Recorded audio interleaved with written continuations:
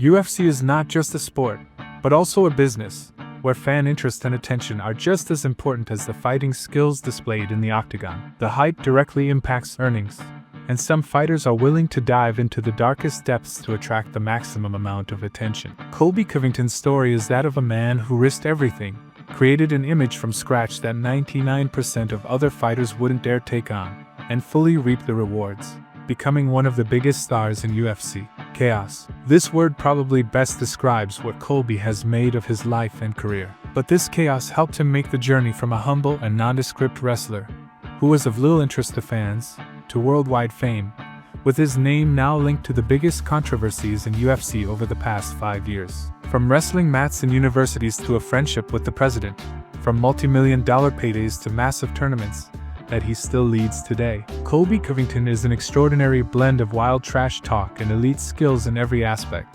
which enable him to back up every word he says when he steps into the octagon. He never gets tired. He can strike and grapple nonstop. His cardio level is off the charts. He's as tough as nails. He's the type who will drown you with volume, endlessly throwing punches, giving about 50 to 60% with each one, again, and again, never letting you catch a break for even a second. Today, we'll dive into the world of chaos and walk through its long and complex journey, witnessing all the highs and lows of a fighter forged from pure American steel. Colby Covington's story began on February 22, 1988, in California. When the boy was 11, his family moved to Oregon, where the foundation of his fighting career, Chaos, was laid. His father was deeply involved in wrestling and was a member of the university's team. So, when Colby grew up, his energy and drive were channeled into sports. The young man quickly developed a love for wrestling and set himself the goal of becoming a world champion. His constant,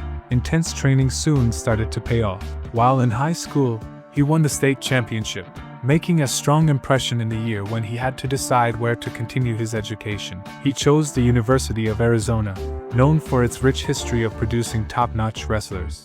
However, Colby's exam results were too low, so he had to settle for Iowa Central Community College. His roommate at the new place was future champion and current UFC pound-for-pound #1, Jon Jones. The wrestlers spent a lot of time training together and became friends. Later, it was Jon's success in the cage that motivated Colby to switch to MMA. Covington continued to dominate on the wrestling mats. He won the college junior championship, securing 34 victories without a single loss. His success on the mat allowed Colby to transfer to the University of Iowa, but instead of advancing his athletic career, he got into trouble that nearly cost him his future. In the summer of 2007, he was arrested for driving under the influence and evading the police. His blood alcohol content was 3 times over the legal limit. The offenses led to immediate sanctions. Chaos was suspended from competitions and team training for the entire academic year. At that point, Covington's coach convinced him to transfer to Oregon State University. Returning to the mat, Chaos reached the All-American level and won the championship twice in the toughest Western states, what was known as the Champions Conference. By the time Colby graduated and received his diploma, his old acquaintance Jon Jones was already shining in the UFC and earning handsome paydays. Before him was a clear and straightforward example of a wrestling career transition, moving into MMA, where good money was already starting to flow. Covington joined the American Top Team, the largest and most famous gym, whose fighters consistently became champions in the top organizations. We wanted to attract top wrestlers to our gym, and the idea came up to invite athletes who had achieved significant success in collegiate wrestling. We offered them accommodation and MMA training. Essentially, we organized tryouts. Colby came in and impressed everyone with his potential, so we took him in. The first person to welcome him into the new team was Jorge Masvidal. At that time, Gamebred already had around 30 MMA fights under his belt. He and Colby became close friends, living together, hanging out, and training. Chaos helped Masvidal improve his wrestling, while Jorge helped Covington refine his striking. I was already in Strikeforce, preparing for a fight with Gilbert Melendez. I was a recognized pro when he came to our gym. I had an apartment nearby, and he was overwhelmed with problems. He broke his arm, couldn't work, and his girlfriend kicked him out. He had nowhere to stay, so he asked if he could crash at my place. For an entire year, he slept on my couch. I fed him and never took a penny for it. We trained, played poker, and had fun with the girls. Their friendship developed really quickly. Jorge immediately took him under his wing. Colby was a pretty quiet guy when he first came to us. I think Jorge pulled him out of his shell because Jorge was always the extrovert. He helped Covington spread his wings. Chaos made his MMA debut on February 11, 2012, against an opponent who was on a 9-fight losing streak and had an impressive record of 5 wins and 19 losses. Colby didn't show any extra respect for the more experienced fighter and, just 30 seconds into the fight, shot for a takedown. For a minute, Covington showcased what he had learned in ground and pound, after which his opponent tried to catch Colby's leg for a submission, but only injured his own and was unable to continue the fight, handing Colby his first professional win. Over the next 2 years, Covington fought 4 more times in 3 different leagues, winning every single bout decisively. His domination was absolute. He wrestled every opponent and either finished them with submissions or secured a clear decision victory. The 26-year-old prospect, with serious wrestling credentials and a perfect record of 5 wins and 0 losses, caught the attention of UFC matchmakers. Colby's first time stepping into the Octagon of the world's premier league took place in the summer of 2014 in China, where he faced Mongolia's Wang Anyang. Like all his previous opponents, Wang was taken down in the first minute of the fight. The entire first round was a barrage from chaos, and when only 10 seconds remained in the round, Anyang was forced to tap out under a storm of punches from above. Just 2.5 months later, Colby returned to the cage to fight local finisher Wagner Silva at a tournament in Brazil. Silva was a finalist in the Brazilian season of The Ultimate Fighter, and posed a threat on the ground due to his jiu-jitsu. Chaos tried to stay standing for a while, but couldn't come up with anything significant. So, he decided to return to his roots and drag his opponent to the ground. After 2 rounds of relentless grappling, in the third, Colby found the opportunity to secure a submission.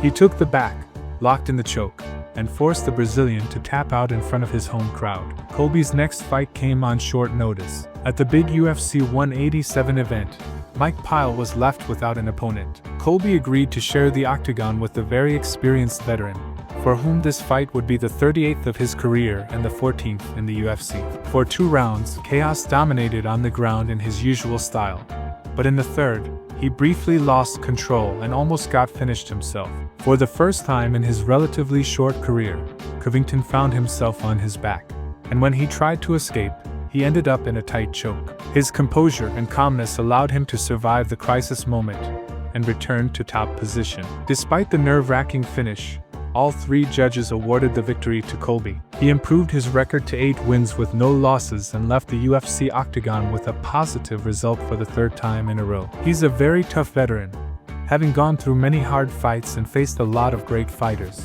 I expected him to be tough and resilient, so this is a really great win for me. Such kind words and respectful treatment are what Colby's current opponents can only dream of. But back in 2015, Colby was exactly that. A humble and decent hard worker who didn't allow himself anything extra. Meanwhile, his relationships with Brazilians were heating up. In December of 2015, he faced Warlley Alves. This was the event where Conor McGregor knocked out Jose Aldo. But just like the main event, Colby's fight also ended with an unexpected outcome. Shooting for a takedown against an undefeated finisher with a black belt in Brazilian Jiu-Jitsu wasn't the best idea, but Colby was completely confident in his abilities. When he attempted the takedown, Alves responded with a tight guillotine, from which Chaos couldn't escape. That's when the 1 appeared in Colby's loss column. However, the fighter tried to justify himself to the fans, saying that he entered the fight with a broken rib and only took the match because he was broke and desperately needed the money. Colby was able to close the chapter on that disappointing loss 6 months later. At a tournament in Canada, he faced local debutant Jonathan Munir. Colby was fired up and, in addition to his usual takedowns, entertained the crowd with a tornado kick in the first round and a back fist in the third. The spinning back fist in the final 5 minutes allowed Chaos to score his first knockdown. For his progress in striking, he had to thank his close friend and sparring partner Jorge Masvidal. As for his opponent, after enduring the constant onslaught of takedowns and transitions for about 11 minutes, he fell into a choke and decided to trade victory in the fight for a breath of air. The matchmakers continued to feed Colby inexperienced debutants. Next in line was Max Griffin. Colby once again found himself on the undercard of a big numbered event headlined by Conor McGregor. Clearly, by watching the press conferences of the flamboyant Irishman, Covington absorbed how a loud mouth could help earn solid paychecks and accelerate a career at lightning speed. The fight went down in the familiar Colby style. He once again drowned his opponent on the ground. Once again almost got caught in a submission after losing focus from top position, but once again emerged as the victor. Griffin couldn't resist the endless takedowns and, in the third round, was pounded on the canvas until the referee stepped in. Chaos closed the chapter on his only loss with 2 dominant wins in 2 months. In the post-fight interview, he first mentioned title aspirations out loud, but when answering questions from journalists, he still maintained that humility that would surprise his fans today. "Now I'd like to fight someone from the rankings, maybe Dong Hyun Kim. I actually want to fight Damian Maia, but I understand that it's a big jump in level and position. After all, I haven't beaten any big names yet to be asking for something like that." The next challenge for the rapidly rising Chaos was Bryan Barberena. In his previous 2 fights, he handed the first losses of Sage Northcutt's and Warlley Alves' careers, but he couldn't withstand the relentless pressure of Covington. Over 3 rounds, Colby landed 12 takedowns and, without stopping for a second, mixed striking with wrestling, ultimately taking the victory by unanimous decision. With 6 wins in 7 fights, it was time to give Covington a chance to break into the top ranks. His entry ticket was the 7th-ranked fighter, Korean Dong Hyun Kim, whom Chaos faced at a tournament in Singapore. Here, Colby was able to show his signature pressure with constant takedowns and even shine in the striking, nearly dropping the Korean to the canvas. The judges unanimously awarded the victory to the American, but the local Asian crowd erupted into boos and discontented murmurs. In the post-fight interview, we saw the beginnings of how Chaos would start feeding off negative energy in the future. "I want big names. I want my title shot. I'm the fresh blood, the best in this division. I want big names. I want my title shot. I'm the fresh blood, the best in this division." After breaking into the top 10, Covington, with his 4-fight winning streak, was in contention to become one of the top prospects in the welterweight division. However, this is where the darkest chapter of his biography begins, one that would define the rest of his career and radically change his image for the years to come. He was matched up against the 3rd-ranked fighter, Damian Maia. The Brazilian had recently been on an impressive 7-fight win streak and had just fought for the title in his last bout. A victory over such a well-known and prestigious opponent would have immediately catapulted Chaos into the title race. However, according to Covington himself, before the fight, the league bosses informed him that, regardless of the result, they would not extend his contract because his style was too boring and didn't generate interest among the fans. Whether you believe this or not, it's up to each person to decide. Dana White refused to comment on the matter, leaving fans to speculate. But the version where the UFC fires a fighter with 7 wins in 8 fights and just 1 loss in his career, after giving him a fight with the 3rd-ranked opponent, seems quite questionable. It's likely that Colby simply wanted to renegotiate a new contract under more favorable terms, as he was only paid $30,000 for his fight with Maia. That's probably why he decided to make such a drastic change to his image. "When I think of Brazil, I picture beautiful women with stunning bodies, but I was disappointed. All I see are wild animals chasing me, shouting that I'm going to die soon, so forget Brazil." The fight was not an easy one. In the first round, the Brazilian posed problems for Covington on the feet, even leaving a cut above his eye. Local fans added fuel to the fire by relentlessly chanting, "You're gonna die," at the American. However, by the second round, Chaos seized control of the fight, using his endless gas tank to take charge. The 39-year-old Maia couldn't keep up with the pace and slowed down more with each passing minute. 2 judges scored the 3rd round 10-8 in favor of Colby. The victory was dominant and unquestionable. Covington literally left the local crowd favorite in a pool of his own blood. And as soon as he was given the mic, he didn't hold back, taking aim at the fans with some strong words. "First and foremost, Brazil feels like a dump, and your behavior is wild. Tyron Woodley, I'm heading your way. Open the doors, or I'll break them down and take my belt." The fight between the young prospect and the legendary veteran turned out to be a spectacular spectacle, clearly loved by all the fans, except for the Brazilian ones. And the fiery speech of Chaos the next day was already making headlines across all relevant media outlets. He was urgently evacuated from the arena, saved from the wrath of the crowd, assigned several security guards at his hotel room, and the very next day, they rushed him onto a plane and sent him back to the United States. The insult directed at Brazil didn't sit well, including with the fighters from that country in the UFC. Just a couple of months later, At a tournament in Sydney, Brazilian heavyweight Fabricio Verdum attacked Colby, which became a major news story. It was at that moment that a new chapter began in Colby Covington's life, where the humble and good-natured worker was replaced by the angry, venomous, and flamboyant king of trash talk, never missing an opportunity to take jabs at anyone when asked about them in numerous interviews. Camero is the top guy when it comes to steroids. He doesn't want to fight me. He only wants to face lightweight fighters. Ben Askren won't beat Jorge. That nerd looks like a 37-year-old virgin. He should be using science and test tubes to make offspring, because sex is not in his future. Everyone knows I'm the best MMA fighter of all time. Your St-Pierre is trash. Let him stay in his Canada. Khabib is an easy fight for me. He wanted to fight Georges St-Pierre in the welterweight division. I can meet him in our division. He's small and can't do everything I do. He won't be able to wrestle with me, since he's never faced a high-level wrestler like me. He did Sambo, but Sambo is nothing. If wrestling were easy, it would be called Sambo. Tyron Woodley is my little son. You know I'm his legal guardian, so I might have to visit him and cause some chaos.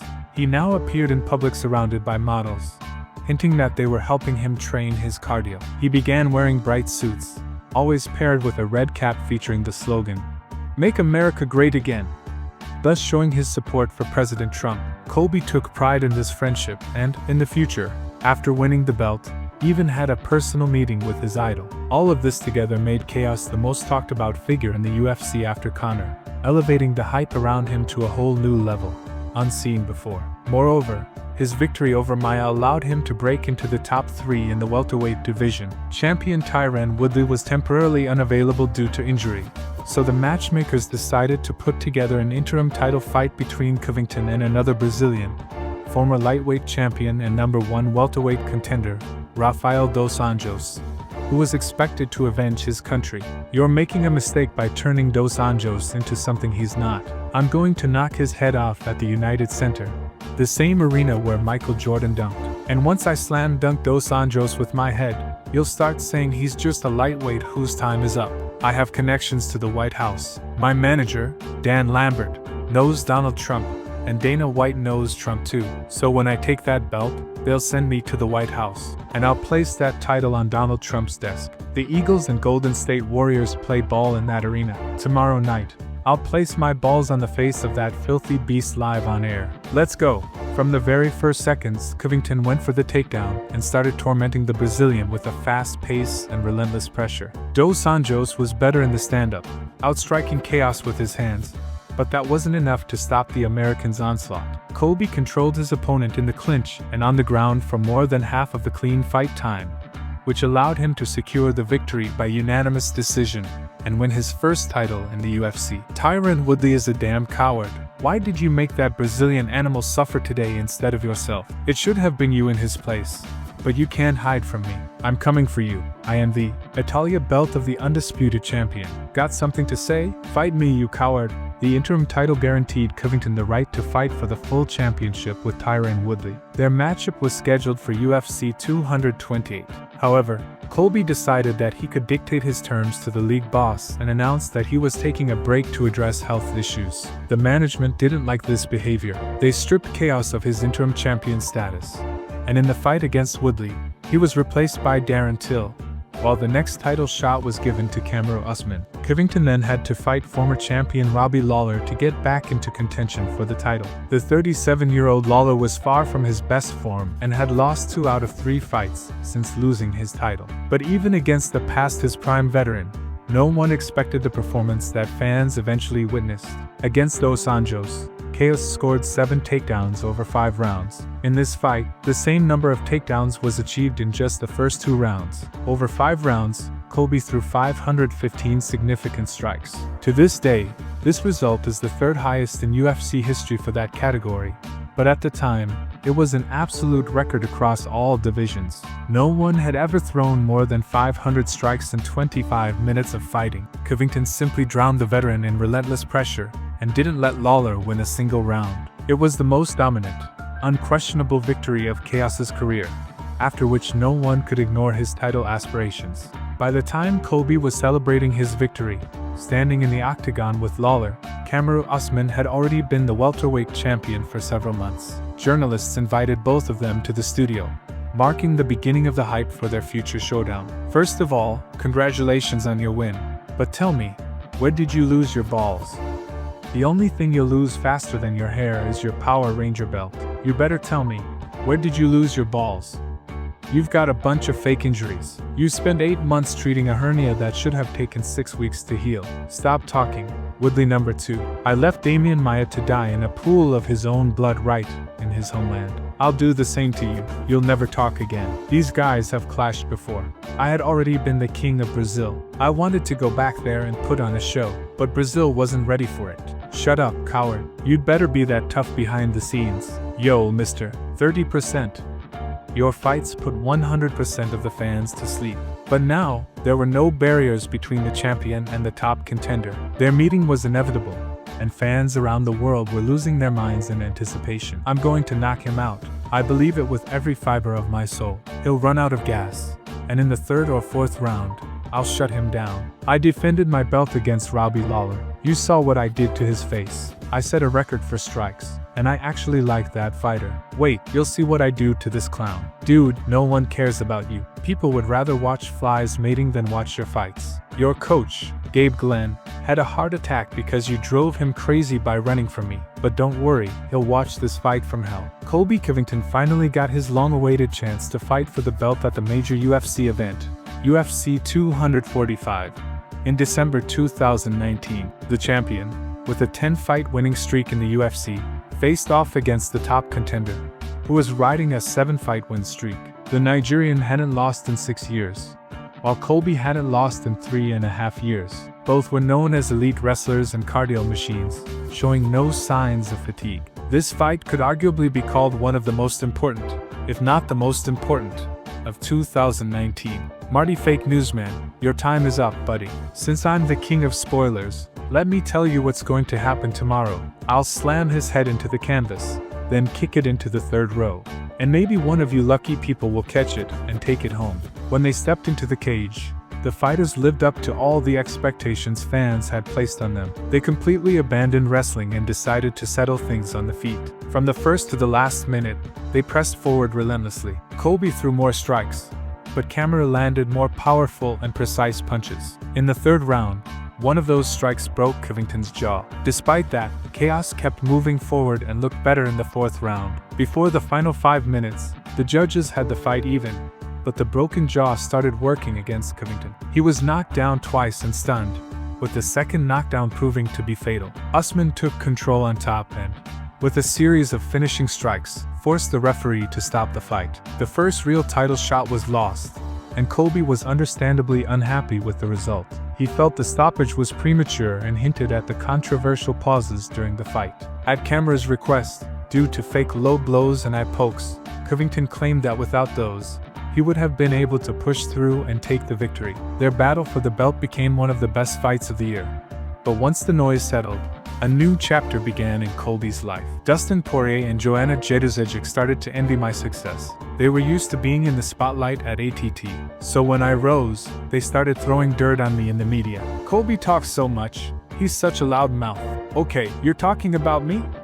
Well, I'll tell you about you. Like this narrow-minded Joanna, who slid into my DMs and tried to flirt after training sessions. I got tired of professional fighters like Joanna, Dustin, and Jorge running to Dan Lambert, complaining that I said something bad about them. They're asking to get me kicked out of the gym. Due to public conflicts with all the major stars at ATT, Covington had to leave the gym and assemble a new team, where all the attention would be focused solely on him. His new coaches helped Colby take his striking and grappling to the next level. In September 2020, it was time to return to the Octagon. Chaos was set to face former champion Tyron Woodley, with whom Covington had a long-standing feud. What did you think when you found out that Jorge Masvidal would be helping Tyron Woodley prepare for this fight?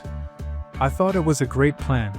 Bring in the guy I used to beat up every day to tell Tyron how to lose to me. The only thing they can plan is how they're going to pay alimony to their ex-wives. The fight became the main event of a non-pay-per-view card, where Colby reminded the world of his key strengths. With unlimited cardio, constant pressure, and a relentless pace, he dominated Woodley for 4 rounds, tormenting him both on the ground and on the feet. In the 5th round, during one of the takedowns, Woodley broke a rib and refused to continue the fight. Colby Covington was back on the winning track. By that point, champion Kamaru Usman had defeated Gilbert Burns and beaten Jorge Masvidal twice.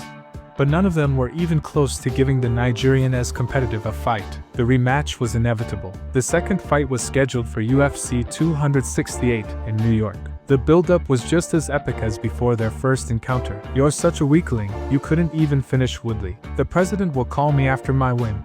But who will call you? Your countrymen? Or are they sending you signals by lighting fires? Hey, tell me, are you going to fake low blows again? This time, no Mark Goddard will save you. We can go right now and not wait until Sunday. Let's go." The first round of the fight made it clear to everyone watching that this battle would be different from their first encounter. The fighters exchanged takedowns, which hadn't happened last time, but it didn't bring any significant advantages to either of them. The second round became a nightmare for Covington. He practically teleported back to the final round of their first fight, getting knocked down twice. But this time, Chaos had enough stamina to survive until the bell for the break. The third round was competitive. Colby picked up the pace and took the fourth round in the opinion of all three judges. In the final 5 minutes, Covington tried to wrestle, but Kamaru didn't let him take him down and imposed an even striking battle. The judges had a tough job, but the decision was unanimous. Kamaru Usman was declared the winner again. Colby's dreams of the championship belt were put on hold indefinitely. Realizing that his title ambitions wouldn't be realized anytime soon, Covington shifted his focus to the conflict that every UFC fan had been waiting for. His friendship with Jorge Masvidal had been incredibly strong. The fighters lived, trained, and hung out together, and during their fights, they were always in each other's corners. The beautiful story ended after Covington became the interim champion, received a nice paycheck for the win, but didn't pay the striking coach that Masvidal had provided for him. Jorge didn't let the situation slide, and their friendship came to an end. The former best friends became enemies, trash-talking each other in nearly every interview,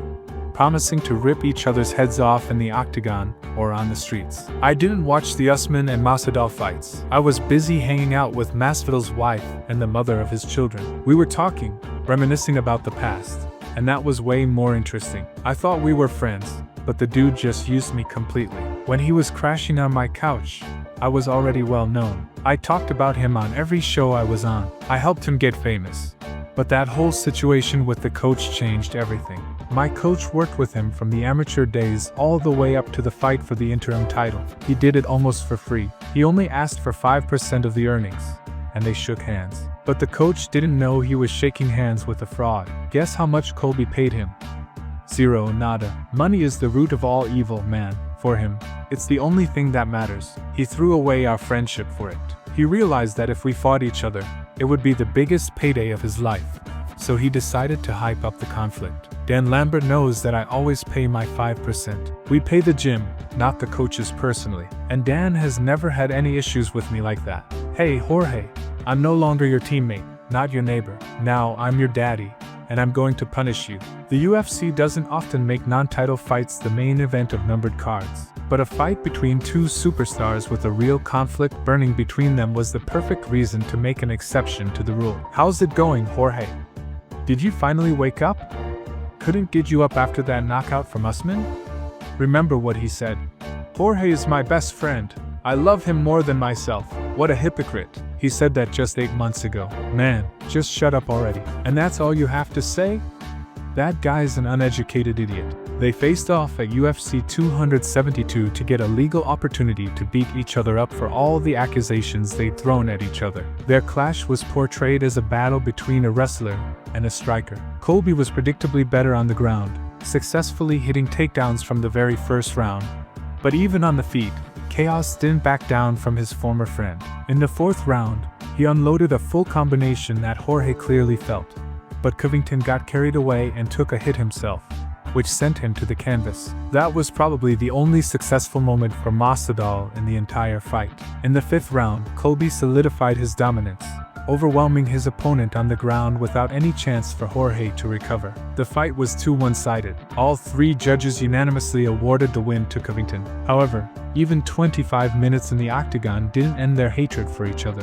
25 minutes in the Octagon, trying to knock all the crap out of each other. After something like that, you should hug it out. no matter if you win or lose. But this wasn't that case. Jorge couldn't accept the result. Colby had said so many awful things about his family, claiming he was a bad father, which was pretty much a low blow. They didn't hug after the fight. They kept throwing insults at each other, and a few weeks later, it spilled out onto the streets of Miami. Covington was at a restaurant with friends, and Jorge ruined the party, attacked Colby, and landed a few punches. As a result of the attack, Masvidal knocked out one of Covington's teeth and broke his watch. Colby went to the police, and now his old acquaintance is forced to deal with the courts. While Chaos was settling things with his former teammate, a new king had emerged in the division. Leon Edwards made a huge statement by knocking out Kamaru Usman in their first title fight, and solidified his dominance with a decision victory in the rematch. When the saga between the British fighter and the Nigerian came to an end, the matchmakers looked at the welterweight rankings in search of the next top contender. At the forefront of the championship race was still Colby Covington. Thanks to his media presence and charismatic persona, he earned another title shot, bypassing fighters like Belal Muhammad and Shavkat Rakhmonov, who, unlike Chaos, are on impressive winning streaks. It's primarily his media appeal that has kept him in the title picture for the last 3 years, despite his losses in those fights and his low activity. Since 2019, Covington has fought just once a year, defeating only 3 veterans in non-title bouts: Lawler, Woodley, and Masvidal, all of whom are now on the decline. None of them are still in the rankings today. But despite all these factors, Colby remains far more interesting to fans, and that means he can sell more pay-per-views and bring in more money for the promotion. The showdown between Covington and Edwards will take place on December 16th at the final numbered event of the year, UFC 296. For the 35-year-old Colby, with a 2-2 record in his last 4 fights, this is likely his last chance to become champion. Another loss in a title fight will push him to the back of the contender race and turn him into a gatekeeper, forced to make way for the younger prospects. A victory over Edwards, on the other hand, would make Covington an even bigger star and allow him to regain all the attention he lost over the past year and a half, during which Chaos has not stepped into the Octagon. The world of MMA fans is divided into those who love Covington and those who hate him. There are no indifferent people in between, but both camps must admit that this man is one of the best fighters of his generation. Endless cardio, elite-level wrestling, improving striking skills, the ability to constantly move forward and not break even under the toughest circumstances make Covington a tremendous challenge for any opponent. He deliberately donned the persona of the flashy king of trash talk to achieve his main goal and find success in the UFC. Today, he is one of the most well-known fighters in the league, with a big contract and major sponsors. The boring and humble wrestler with a not-so-fan-friendly skill set had just one shot at success, and he made the most of it. "You know, I was just trying to sell the fight so we could make some money. It's just business, nothing personal, just love. It's hard work, man. I need to promote the fights. Sometimes sacrifices have to be made. My loved ones turn their backs on me, but I'm doing business, trying to get better and advance my career. Most other fighters care about what people think of them. That doesn't bother me. I don't mind losing friends. I'm not here to make friends. I'm here to get richer."